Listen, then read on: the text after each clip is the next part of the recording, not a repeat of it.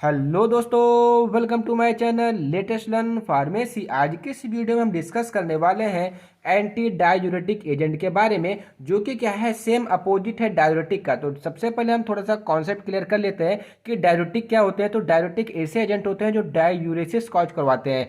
Diuresis का मतलब क्या होता है कि यूरिन के वॉल्यूम को बढ़ा देते हैं, दैट्स कॉल्ड डायूरेसिस। अगर आपको इसको डिटेल नोट्स चाहिए, डिटेल बारे में जानना है, तो आप डायूरेटिक का वीडियो देखिए।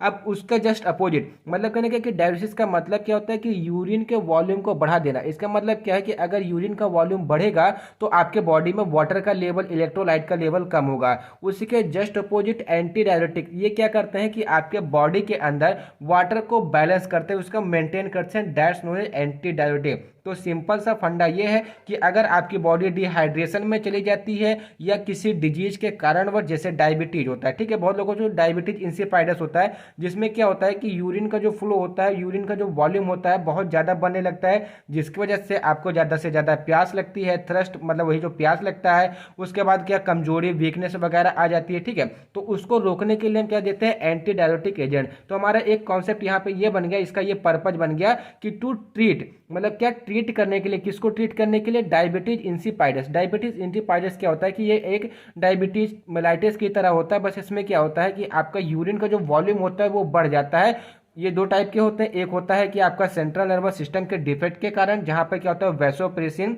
नाम का एक हार्मोन होता है जो सफिशिएंट अमाउंट में रिलीज नहीं हो पाता है। दूसरा कारण क्या है कि आपके नेफ्रॉन में कोई कमी हो जाती है, जिसकी वजह से वो वैसोप्रेसिन को यूटिलाइज नहीं कर पाता है, इसकी वजह से डायबिटीज इंसिपाइडस हो जाता है। तो बेसिकली हम यहाँ पे सब कुछ क्लियर कर लिया, क्या कि एंटीडायरेटिक क्या होते हैं और इसका यूज कहाँ पर होता है। अब बात आती है कि इसको और किस नाम से जानते हैं। तो दे आल्सो का एंटी एक्वारेटिस। एक्वारेटिस का मतलब क्या होता है कि ये प्रिवेंट करते हैं कि आपके बॉडी के अंदर से जो वाटर का अमाउंट है वो ना जाए। कहने का मतलब क्या है कि वाटर का मेंटेनेंस, आपके मतलब जो ऑस्मोटिसिटी आपके आपने सुना होगा, आइसो ऑस्मोटिक सुना होगा आपने, उसको आपके बॉडी के अंदर मेंटेन रखे, that's under goes to anti diuretics. और इसमें क्या होता है कि इसको एक चीज और करना है कि इसको क्या करना है कि जो साल्ट का डिस्ट्रीब्यूट, मतलब क्या होना है कि साल्ट का एलिमिनेशन, जैसे सोडियम का एलिमिनेशन होता है यूरिन में, पोटेशियम का होता है, फास्फोरस का होता है, ठीक है। तो अगर ये नहीं होता, अगर बाई चांस आप ऐसा समझिए कि एंटी डायूरेटिक एजेंट क्या करें कि ये जो आपके बॉडी साल्ट होते हैं, ठीक है, जैसे इलेक्ट्रोलाइट्स हो गए, जैसे सोडियम हो गया, पोटेशियम हो गया, फास्फोरस हो गया, अगर इसको भी प्रिवेंट कर देंगे कि ये भी आपके बॉडी से एलिमिनेट ना हो, तो क्या हो जाएगा कि इसका लेवल आपके बॉडी के अंदर, आपके ब्लड के अंदर बहुत ज्यादा बढ़ जाएगा। अगर बाई चांस आपका सोडियम बढ़ गया, ठीक है, पोटेशियम बढ़ गया, कैल्शियम बढ़ गया, तो आपकी किडनी डायलिसिस के अंतर्गत जा सकती है। तो इसलिए इसको क्या करना है कि ये जो साल्ट होता है इसको बिना डिस्टर्ब किए हुए, मतलब ये कंटिन्यूअस एलिमिनेट होता रहे। और हमको करना क्या है कि यूरिन के वॉल्यूम को कम करना है, वो भी क्या, केवल वाटर को कम करना है, ना कि साल्ट। यही होता है हमारे एंटी डायूरेटिक एजेंट। अब इसका पर्पज समझ लीजिए कि पर्पज क्या है इसको पढ़ने का। तो डाइहाइड्रेटिक मतलब कहने का कि अगर आपको बॉडी डिहाइड्रेशन में चली गई तो इस कंडीशन को ट्रीट करने के लिए एंटी डायूरेटिक का एजेंट किया जाता है, यूज किया जाता है। सबसे मेन यूज मैं बताता हूँ कि जैसे चिल्ड्रेन होते हैं या ओल्ड एज पीपल होते हैं, वो बिस्तर क्या करते हैं, वेटिंग, मतलब वेटिंग बेड का मतलब क्या होता है, बिस्तर पर ही टॉयलेट कर देते हैं। तो ऐसी चीजों की कंडीशंस को रोकने के लिए हम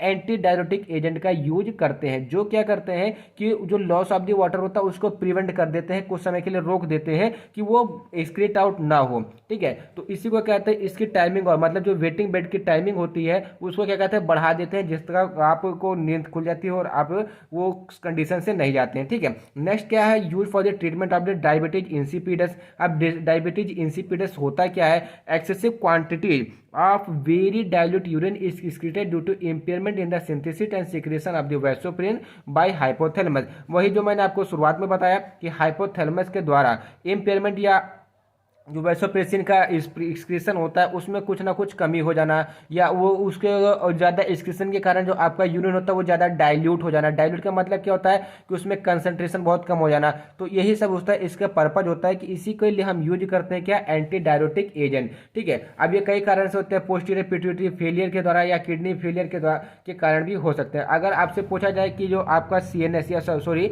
सेंट्रल नर्वस सिस्टम का जो हमारा ये होता है डायबिटीज इंसिपाइडस और जो हमारा नेफ्रॉन का डायबिटीज इंसिपाइडस होता है, इसमें डिफरेंट। तो आपको ये बताना है कि जो हमारे हाइपोथैलेमस से वैसोप्रेसिन रिलीज होता है, ठीक है, जब उसका अमाउंट कम हो जाता है तो हमको डायबिटीज इंसिपाइडस हो जाता है। और दूसरी बात, एंड जब हमारा जो नेफ्रॉन है, जब हमारी किडनी का पार्ट नेफ्रॉन है, वो उस वैसोप्रेन को यूटिलाइज नहीं कर पाता है, तब हमको हो जाता है नेफ्रोजेनिक डायबिटिक इंसिपाइडस। ठीक है, अब बात आती है classification of the anti diuretic के बारे में। तो एंटी डायरेटिक ये 5 हमने टोटली 5 देखना है। क्या एंटी डायरेटिक हार्मोन जो वैसोप्रेसिन है, जो कि इंपॉर्टेंट है। उसके बाद वैसोप्रेसिन एनालॉगस, एनालॉगस का मतलब क्या होता है कि इसी का जस्ट मतलब सेम ही तरीके के काम करेगा। मतलब जैसे आपने एक चीज सुना प्रिकर्सर, तो हम मान सकते हैं कि जो वैसोप्रेसिन एनालॉगस है वो प्रिकर्सर या उसी की तरह काम करने वाला एक एजेंट है। किसकी तरह? वैसोप्रेसिन। और वैसोप्रेसिन क्या है? एंटी डायरेटिक हार्मोन है, जो कि हमारे हाइपोथैलेमस से रिलीज होता है। अब इसके बारे में हम थ्योरेटिकल और जानते हैं। उसके बाद थायाजाइड। अब यहाँ पर आपको कंफ्यूजन एक ये आ रही होगी कि थायाजाइड तो भाई हमने डायरेटिक में पढ़ा था, अब थायाजाइड हम एंटी डायरेटिक में ऐसा कैसे संभव हो सकता है? तो ऐसा संभव हो सकता है, कैसे संभव हो सकता है ये आप पहले समझ लीजिए। जो थायाजाइड डायरेटिक है, ठीक है, अगर आपको डायबिटीज इंसिपिडस है, ठीक है, या इंसिपाइडस है, तो ये थायाजाइड जो है ये आपके ऊपर डायरेटिक न काम कर करके ये क्या काम करेगी? एंटी डायरेटिक इफेक्ट आपके ऊपर देगी। इसका मतलब क्या है कि अगर आपकी बॉडी में एंटी डायरेटिक की डायबिटीज इंसिपाइडस की शिकायत है, तो अगर आप थायाजाइड डायरेटिक लेते हैं या थायाजाइड डायरेटिक का इस्तेमाल करते हैं, तो वो एंटी डायरेटिक की तरह काम करेगा। इसका मतलब क्या है कि अगर आपको हाइपरटेंशन कम करना है और आपको डायबिटीज इंसिपाइडस है, आपने थायाजाइड डायरेटिक जो कि एक पोटेंट ड्रग होती है वो ले लिया, तो आपका ब्लड प्रेशर घटने की जगह और बढ़ जाएगा। इसलिए इसको सबको जांच करवाते हैं डॉक्टर। उसके बाद आता है बेंजोथायाडाइंस। ठीक है, ये भी हमारा क्या होता है कि एक जो एपिलेप्सी होता है, मतलब जो हमारी एंटी एपिलेप्टिक ड्रग होती है। ठीक है, ये कैसे काम करती है भी हम आगे चल के देखते हैं। उसके बाद मिसलिनियस में जैसे इंडोमेथासिन हो गया। इंडोमेथासिन आपका non steroid anti inflammatory drug के कैटेगरी के अंतर्गत आती है। एमाइलोड्रिपन हो गया, कार्बामेजेपाइन हो गया, क्लोरप्रोपामाइड हो गया। ठीक है, तो ये हमारे क्लासिफिकेशन थे। अगर आपके पूछा जाता है short note on the anti diuretic, तो आपको क्लासिफिकेशन मस्ट है वहां पे लिखना, जिसके वजह से आपको टोटली नंबर दिया जा सके। ठीक है, उसके बाद आता है हमारा जो सबसे पहला क्लासिफिकेशन के अंतर्गत आया था एंटी डायरेटिक हार्मोन। तो सबसे पहले हमको इसको रिसेप्टर वगैरह के बारे में जानना चाहिए, क्योंकि हमारा एक नया टॉपिक आ रहा है। क्योंकि आपने क्या कि जो आपने यूरिनरी सिस्टम है उसको बहुत अच्छे तरीके से नहीं पढ़ा है, इसलिए इसको आपको ये पढ़ना पड़ेगा। तो सबसे पहले बात आती है कि जो ह्यूमन एंटी डायरेटिक हार्मोन होता है, जो आपको एंटी डायरेटिक हार्मोन के नाम से जाना जाता है, उसको बोलते हैं 8-आर्जिनिन वैसोप्रेसिन। तो आपसे जीपेट वगैरह में या एमसीक्यू वगैरह में क्वेश्चन पूछा जाता है कि एंटी हाइपर या anti diuretic hormones as seven arginine vasopressin, eight arginine, ठीक है, इस टाइप से पूछा जा सकता है। तो आपको वहां पर क्या याद रखना है? 8-आर्जिनिन वैसोप्रेसिन, जो क्या होता है कि एक नॉन एपिटाइड, मतलब क्या है, nonapeptide secreted by posterior pituitary gland. और ये कहां से सिक्रेट आउट होते हैं? पिट्यूटरी ग्लैंड से, हुए पोस्टीरियर पार्ट से। अब बात आती है कि जो हमारे एंटी डायरेटिक हार्मोन्स होते हैं उनके कौन कौन से रिसेप्टर होते हैं। तो मेनली ये जीपीसीआर मतलब जी प्रोटीन कपल रिसेप्टर के अंतर्गत आते हैं। इसमें V1 एंड V2 दो नाम के रिसेप्टर होते हैं, दो टाइप के रिसेप्टर होते हैं। अब इनका फंक्शन क्या होता है ये हम जान लेते हैं। तो जो हमारा ये मान लीजिए कि एडीएच मतलब एंटी डायरेटिक हार्मोन्स है, ठीक है, ये इसने क्या किया, V1 के साथ इंटरेक्ट किया, मतलब ये आपकी ड्रग है, इस जाकर रिसेप्टर से बाइंड हुई। अब ये आपकी कहाँ पे पाई जाएगी? V1 ये आपकी पाई जाएगी नेफ्रॉन्स में। ठीक है, जब ये कहा एडीएच जाकर V1 रिसेप्टर पे बाइंड किया, तो उसने क्या कर दिया? ब्लड वेजल का कॉन्ट्रैक्शन करवा दिया। अब जब आपका ब्लड वेजल का कॉन्ट्रैक्शन करा दिया गया, तो वहां पे क्या होगा? फ्लो अप होगा नहीं, यूरिन का फ्लो होगा नहीं। तो इसका मतलब क्या है कि वहां पे यूरिन की कंसंट्रेशन बढ़ेगी, लेकिन उसका वॉल्यूम क्या हो जाएगा? घट जाएगा। एंड विसरल स्मूथ मसल्स को भी कॉन्ट्रैक्शन करेगा। मसल्स कॉन्ट्रैक्शन प्लेटलेट को एग्रीगेट करेगा, रोकने की कोशिश करेगा। एंड ग्लाइकोनियोजेनेसिस को क्या करेगा? ये इंप्रूव करेगा। अब बात आती है कि इसका जो मैकेनिज्म ऑफ एक्शन होता है वो किस टाइप से, कैसे ये क्या करता है। तो सबसे पहले क्या करता है कि फास्फोलाइपेज सी इनोसिटॉल पायरोफॉस्फेट 3 ये क्या करता है? इसे जाकर बाइंड करता है, जो क्या करता है? कैल्शियम के लेवल को बढ़ा देता है। क्योंकि हम जानते हैं कि जो कैल्शियम होता है वो सार्कोप्लाज्म रेटिकुलम से किसी भी सेल्स में मौजूद होते हैं, उनसे जाकर इंटरेक्ट करके वहां पे क्या करा जाता है? कॉन्ट्रिक्शन कॉज करवा देता है। ठीक है, और जब यही हमारा कैल्शियम चैनल एक्सचेंजर के द्वारा आउट हो जाता है, तो ये रिलैक्सेशन कॉज करवाने के लिए रिस्पॉन्सिबल होता है। ठीक है, तो अगर हमारा कैल्शियम हमारा आईसीएफ में है, मतलब एक्स्ट्रा सेल्यूलर फ्लूइड में या एक्स्ट्रा सेल्यूलर जंक्शन में है, तो वो क्या करेगा? कॉन्ट्रिक्शन करवाएगा। इसका इतना आपको ध्यान रखना है। तो जब हमारा जो कैल्शियम लेवल इंक्रीज हो गया, तो जाहिर सी बात है कि भाई वहाँ पे वेजल्स जो कि वो कॉन्ट्रैक्ट कर जाएंगे। अब जब वेजल्स कॉन्ट्रैक्ट कर जाएंगे, तो आपका जो यूरिन का कंसंट्रेशन हो जाएगा वो बढ़ जाएगा, लेकिन यूरिन का वॉल्यूम क्या हो जाएगा? वो घट जाएगा। ठीक है, they also responsible for release of the arachidonic acid. ठीक है, और ये आर्किडोनिक एसिड क्या होता है? आपने मेडिसिनल केमिस्ट्री में जस्ट पढ़ा होगा फर्स्ट यूनिट में जहाँ पर आपने हिस्टामिन हिस्टाडीन पढ़ रहे होंगे वहाँ पे आपने पढ़ा होगा कि ये जो प्रोस्टाग्लैंडिन होता है आर्कियोडोनिक एसिड जो होते हैं ये इसके प्रीकर्सर होते हैं। इसका मतलब क्या है कि प्रोस्टाग्लैंडिन सीक्रेट आउट कहाँ से होता है, आर्कियोडोनिक, या इसका फॉर्मेशन होता है किससे, आर्कियोडोनिक एसिड से। उसके बाद जो दूसरा हमारा V2 रिसेप्टर होता है, तो आपको पहले रिसेप्टर तो V1 रिसेप्टर समझ में आ गया। क्या करता है कि सीधा ये क्या करता है कि जो विसरल्स स्मूथ मसल्स होते हैं, ब्लड वेजल्स होते हैं, उसको क्या करते हैं, कॉन्ट्रैक्ट करा देता है, जिसकी वजह से यूरिन का जो कंसंट्रेशन होता है वो बढ़ जाता है और यूरिन का वॉल्यूम क्या हो जाता है, घट जाता है। अब बात आती है कि V2 रिसेप्टर क्या होते हैं कि ये कलेक्टिंग डक्ट, कलेक्टिंग डक्ट आपने जस्ट मैंने आपको जब GFR मतलब बता रहा था, नेफ्रॉन के बारे में बता रहा था, तो आपने अनहाइड्रेज ठीक है देखा, उसके बाद लूप ऑफ हेनले देखा, थायाजाइड देखा, लास्ट में आपका कलेक्टिंग डक्ट, जहाँ पे क्या होता है कि जो आपका यूरिन होता है वो कलेक्ट होता है। तो सिंपली आपको ये V2 रिसेप्टर से क्या आइडिया लग रहा है कि ये कलेक्टिंग डक्ट में, तो इसका मतलब क्या है कि कलेक्टिंग डक्ट में जो हमारी रीअब्जॉर्प्शन की प्रोसेस होती है वाटर की, उसको ये इंक्रीज कर देगा। जब रीअब्जॉर्प्शन की प्रोसेस बढ़ जाएगी तो जो हमारा उसमें मौजूद वाटर होगा कलेक्टिंग डक्ट में वो क्या हो जाएगा, ब्लड के द्वारा रीअब्जॉर्ब कर लिया जाएगा और ब्लड में क्या हो जाएगा, वो मिल जाएगा, जिसकी वजह से क्या हो जाएगी, कलेक्टिंग डक्ट में जो यूरिन की मात्रा होती है उसमें वाटर की मात्रा क्या हो जाएगी, कम हो जाएगी। तो अब इसका मैकेनिज्म समझते हैं कि काम कैसे करता है। दे एक्टिवेट, क्या करते हैं कि एडेनिल साइक्लेज को एक्टिवेट कर देता है, जो क्या करता है कि जो CMP मतलब साइक्लेज AMP को क्या कर देता है, उससे जो कंसंट्रेशन होती है उसको इंक्रीज कर देता है, किसमें, ICM में, मतलब इंट्रासेल्यूलर में कर देता है। अब जो एडेनोसिन मोनोफॉस्फेट मतलब साइक्लेज एडेनोसिन मोनोफॉस्फेट होता है वो क्या करता है, प्रोटीन काइनेज को एक्टिवेट कर देगा। अब जब प्रोटीन काइनेज एक्टिवेट हो जाएगा तो वहाँ पर प्रोटीन का फास्फोरिलेशन होने लगेगा। अब जब प्रोटीन का फास्फोरिलेशन होगा तो सीधी सीधी बात है भाई, हमने अभी शुरुआत से यही पढ़ते आ रहे हैं, हमने एनेस्थीसिया में भी यही पढ़ा था कि जब प्रोटीन का फास्फोरिलेशन हो जाता है उसमें फास्फोरिक ग्रुप ऐड हो जाता है तो वहाँ पे मसल्स का कॉन्ट्रैक्शन होने लगता है। तो अब यहाँ पे कंडीशन क्या है कि आपका जो प्रोटीन है वो फास्फोरिलेटेड हो गया। अब जब प्रोटीन फास्फोरिलेटेड हो गया तो ये क्या कर देगा, इंक्रीज वाटर रीअब्जॉर्प्शन, ये वाटर के रीअब्जॉर्प्शन को इंक्रीज कर देगा। मतलब ट्यूबुल से जो वाटर आपका रीअब्जॉर्ब करके ब्लड में जाता है उसकी जो रेट होती है उसको ये बढ़ा देगा बाई एक्वापायरिन 2 चैनल। और किस चैनल के द्वारा, एक्वापेरिन 2 चैनल। इसको आपको बहुत ही ध्यान से याद रखना, एक्वापेरिन 2 चैनल के द्वारा V2 रिसेप्टर अपना काम कंप्लीट करता है। And they also activate sodium potassium chloride cotransporter in loop of Henley.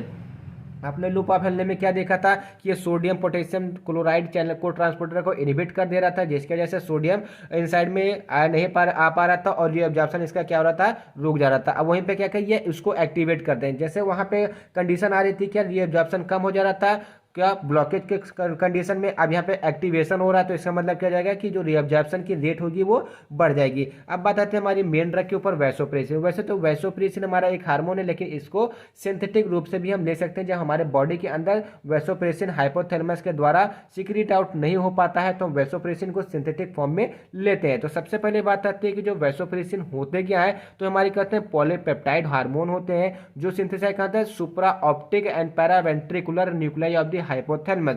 मतलब हाइपोथैलेमस के part supra optic and paraventricular nuclei में ये क्या होते हैं, वेंट्रिकुलर न्यूक्लियाई में क्या होते हैं, सिंथेसाइड होते हैं। अब इसका जो मैकेनिज्म ऑफ एक्शन क्या होता है कि ये वैसोप्रेसिन जो होता है V1 एंड V2 रिसेप्टर से बाइंड कर लेता है। अब यहाँ पे समझ लिया कि V1 रिसेप्टर मैंने आपको क्या बताया, ये किसके रिस्पॉन्सिबल होता है, क्या करता है कि उसको कॉन्ट्रैक्ट करा देता है, मतलब जो आपकी वेजल्स होती है उसको कॉन्ट्रैक्ट। तो सबसे पहले इस वैसोप्रेसिन ने क्या किया, V1 रिसेप्टर पे जाके बाइंड हुआ और क्या किया, इसने मसल्स जो आपकी वहाँ पे आर्टरीज है, वेन्स है, ठीक है, ट्यूबुल्स है, उसमें क्या इसने कॉन्ट्रैक्शन करवा दिया। अब जब कॉन्ट्रैक्शन करवा दिया तो यूरिन का जो वॉल्यूम होगा वो घट जाएगा, लेकिन जो यूरिन का कंसंट्रेशन हो जाएगा वो बढ़ जाएगा। एंड V2 रिसेप्टर, अभी हमने जस्ट देखा कि जो V2 रिसेप्टर होता है क्या होता है, सोडियम पोटेशियम क्लोराइड चैनल को एक्टिवेट भी करता है, जिसकी वजह से क्या होता है कि वाटर का रीअब्जॉर्प्शन आपका तेजी से होने लगता है। दूसरी बात क्या होती है कि ये CAMP को एक्टिवेट कर देता है। जब CAMP को एक्टिवेट करने का जो आपके कलेक्टिंग डम में कलेक्ट यूरिन है वहां से वाटर का ये क्या कर देगा, रीअब्जॉर्प्शन कर देगा into the blood.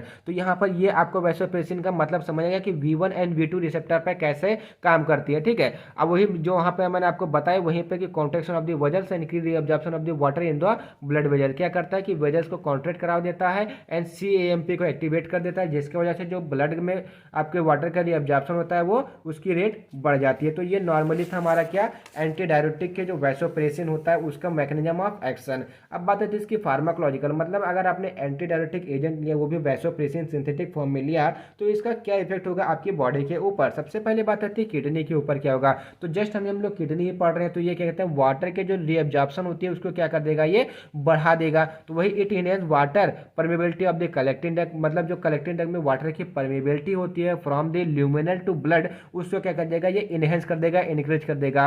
And distal tubule of the nephron, और नेफ्रॉन के जो डिस्टल ट्यूब्यूल होगा उसको भी क्या कर देगा, इनहेंस कर देगा, जिसकी वजह से वाटर का जो रीअब्जॉर्प्शन होगा वो बढ़ जाएगा और यूरिन का जो वॉल्यूम हो जाएगा वो घट जाएगा, क्योंकि वाटर आपका ब्लड के अंदर रीअब्जॉर्ब हो जाएगा तो वहाँ पे ज़्यादा अमाउंट में बचेगा नहीं, तो वहाँ पे यूरिन का फॉर्मेशन भी बहुत ही कम होगा। अब सीएनएस के ऊपर अगर आप वैसोप्रेसिन की हाई डोज ले लेते हैं तो ये ब्लड प्रेशर को भी इंक्रीज कर सकता है। क्यों? क्योंकि रीअब्जॉर्प्शन में आपका वाटर के साथ साथ कुछ ना कुछ इलेक्ट्रोलाइट्स भी जाएंगे, जैसे सोडियम भी जाएगा, और जब सोडियम रिटेंस हो जाएगा, रिटेंस का मतलब रीअब्जॉर्ब हो जाएगा ब्लड में, तो आपका ब्लड प्रेशर भी हाई हो जाएगा। दूसरी बात आती है कि गैस्ट्रोइंटेस्टाइनल ट्रैक्ट पे क्या इफेक्ट होता है, तो ये क्या करता है कि जीआई की स्मूथ मसल्स को ये कॉन्ट्रैक्ट करा देगा। जब कॉन्ट्रैक्ट करेगा तो स्पाज्म, मतलब आपके पेट में ऐठन वगैरह देखने को मिल सकती है, जो क्या करेगा, इंक्रीज कर देगा पैराटाइलेटिक, वही जो आपके ऐठन होती है, ठीक है, movement of the gut and expulsion of the gases from the bowel, और जो गैसों का आदान प्रदान होता है, ठीक है, जिसमें आप दुर्गंध स्मेल छोड़ते हैं उसका भी क्या जाएगा, ज़्यादा से ज़्यादा अमाउंट में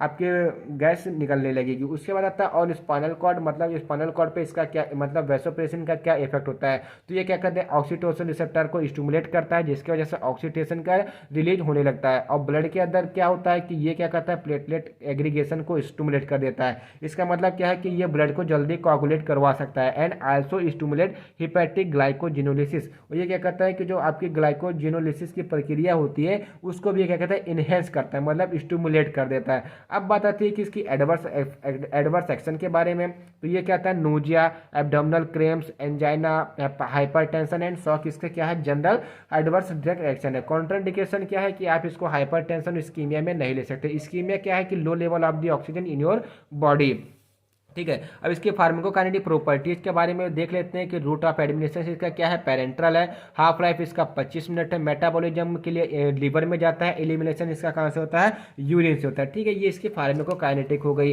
अब बात आती है उसके बाद आती है इसकी थेराप्यूटिक यूज के बारे में। तो सबसे पहला यूज मैंने आपको शुरुआत में बताया कि डायबिटीज इंसिपाइडस को ट्रीट करने के लिए। उसके बाद to treat postoperative paralytic ileus and in expulsion of the gas, जो हमने आपको जस्ट अभी बताया। And to treat nocturnal enuresis in children, वही जो बेड वेटिंग की प्रॉब्लम होती है। And to treat oesophageal bleeding, अगर आपको इसोफेजियल की ब्लीडिंग होती है तो ये क्या कहते हैं, वहाँ की जो ब्लड वेजल्स होती है उसको कॉन्ट्रैक्ट करवा देता है, जिसकी वजह से ब्लीडिंग वहाँ पे कम हो जाती है। And to reduce the risk of the haemorrhage in the high BP patient, और जो हाई ब्लड प्रेशर के पेशेंट होते हैं या जिनको हाइपरटेंशन पेशेंट होते हैं उनमें ब्रेन हेमरेज जो होता है उसके भी रिस्क को ये क्या करते हैं, रिड्यूस कर देते हैं। अब दूसरी जो ड्रग आती है हमारी वैसोप्रेसिन एनालॉगस, इसमें जो इसका भी जो मैकेनिज्म ऑफ एक्शन रिसेप्टर होता है वो V1 V2 के आधार पे होता है। V1 क्या करता है, कॉन्ट्रैक्शन कर देता है वेजल्स का। V2 क्या करवाता है कि वो कलेक्टिंग डक्ट में जो वाटर का रीअब्जॉर्प्शन होता है उसके रेट को बढ़ा देता है, ठीक है। मैं बार बार ये रिपीट कर रहा हूँ क्योंकि आपके दिमाग में ये चीज़ बैठ जाए और जब आप एग्जाम में लिखने जाए तो आपको बिल्कुल भी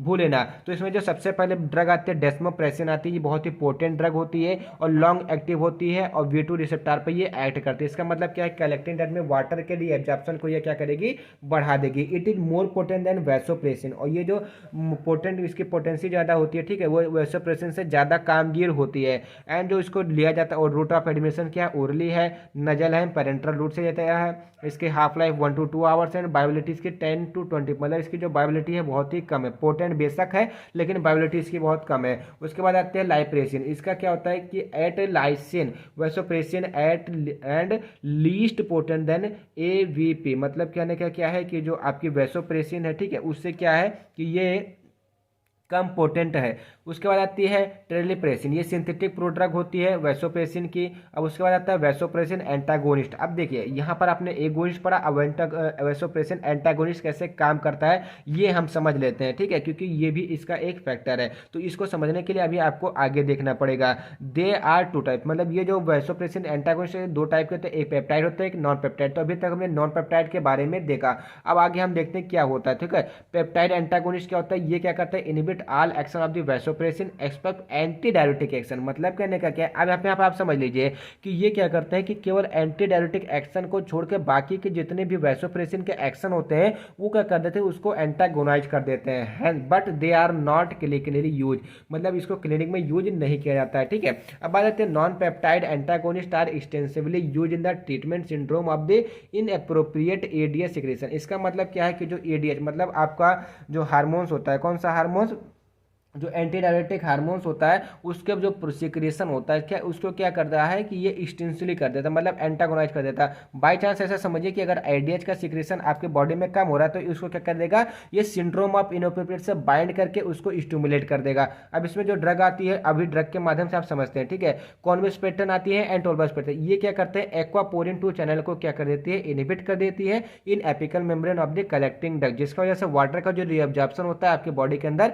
होने लगता है। उसके बाद थायराइड डायरेटिक के बारे में बात करते हैं। जो थायराइड डायरेटिक होती है वो are drug in treatment of the complicated hypertension. जैसे कि हम जानते हैं कि जो थायराइड की जो ट्रीटमेंट मतलब यूज किया जाता है वो हाइपरटेंशन में किया जाता है, लेकिन अगर आपको डायबिटिक इंसिपाइडस है तो ये जो थायराइड होगा वो आपको हाइपरटेंशन को कम नहीं करेगी, ये एक्ट एज कैसे काम करेगी, एंटी डायबिटिक एजेंट की तरह से काम करेगी, जिसकी वजह से आपका ब्लड प्रेशर ये बढ़ा देगी। And thyroid reduce urine volume in both pituitary origin as well as renal diabetic insipidus. ठीक है, and they generally use when vasopressin therapy is ineffective, मतलब जब वैसोप्रेसिन की थेरेपी या उसको ड्रग का यूज किया जाता है वो इनइफेक्टिव हो जाती है तो हम थायराइड डायरेटिक का यूज करते हैं। ठीक है, उसके बाद जो हमारी नेक्स्ट ड्रग आती है इसमें, अब इसका पहले मैकेनिज्म ऑफ एक्शन समझ लेते हैं कि they act by increase the iso-osmotic reabsorption of the glomerulus filtrate. इसका मतलब जो आपका ग्लोमेरुलस फिल्ट्रेशन होता है वहाँ पे जो क्या आइसोऑस्मोटिक रीअब्जॉर्प्शन को ये क्या करती है, इंक्रीज कर देती है in proximal convoluted tubule by induce sustain electrolyte depletion state.